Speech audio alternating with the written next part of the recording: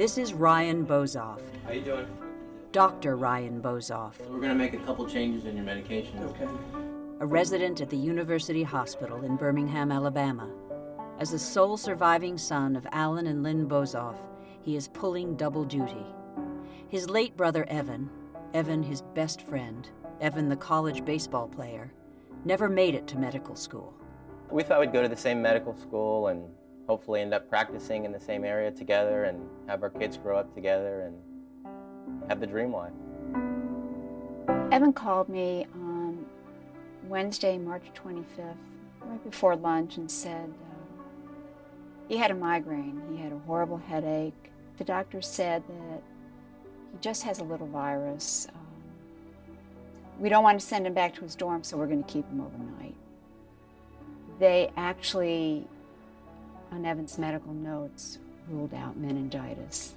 They just missed it. I went and discharged her and went over all the stuff. Off on spring break, Ryan got an emergency phone message. Call your parents in critical care, now. My dad was crying on the phone, and I've never heard my dad cry in my whole life. And that's when he kind of said that, Evan has meningitis and he was really sick. And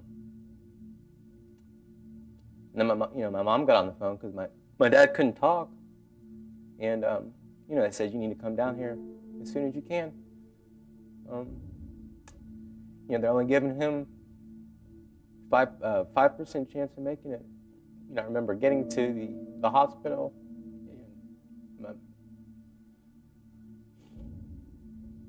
and my mother and father greeting me, and, they said he doesn't look good. Are you sure you want to see him? And I said, of course I want to see my brother. If he saw me, that he'd fight for us. It's just a horrible disease. It's one of the few diseases that really can take a healthy person and kill them within hours. But not Evan. As he lay comatose, eyes shut, lips silent, inside his body raged, screaming to live. At his bedside, the Bozofs endured an unspeakable nightmare. The hours stretched into days, the days into weeks.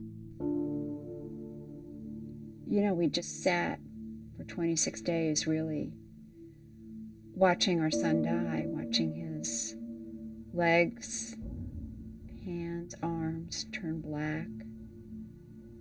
We didn't know what else to do. We would watch numbers on all the machines hooked up to him. Your mind can't absorb that this is your child and he's so sick and you can't do anything. It's... Doing all they could to save Evan, the doctors sought Alan and Lynn's permission. Could they amputate one of his limbs? In the end, the request was repeated 4 times. How much more can they take from him? This disease is just so horrible. And to find out after your son died that he didn't need to die. Had the Bozofs ever heard of meningitis? It turns out, yes, they had. Just once, a few years before. From Evan.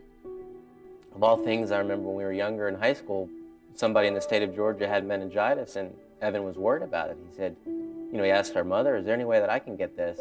And my mom said, no, this isn't something you need to worry about. As a parent, your job is to protect your children. And, I just missed something. Think of my brother, Evan. Our son, get the vaccination. You don't want meningococcal meningitis.